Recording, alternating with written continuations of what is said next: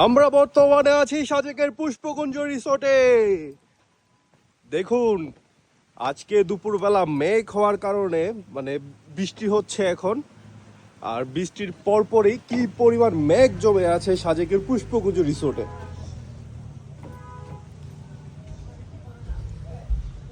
অমলদা, কই চলে গেলেন?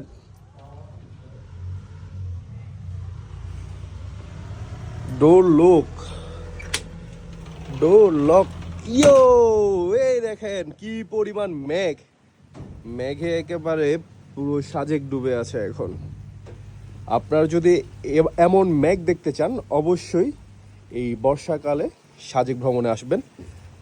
কিছুক্ষণ আগে আমার এক গেস্ট ফোন দিয়েছিল, বলতেছে যে ভাই সাজেকে নাকি প্রচুর পরিমাণ রোদের কারণে মানে দাঁড়ানো যাচ্ছে না, এরকম অবস্থা। ভাই দেখেন, মাত্র 2টা 36 মিনিট একটু বৃষ্টি হওয়াতে, জাস্ট 15 মিনিট বৃষ্টি হওয়াতে পুরো সাজেক মেঘে ডুবে গেছে।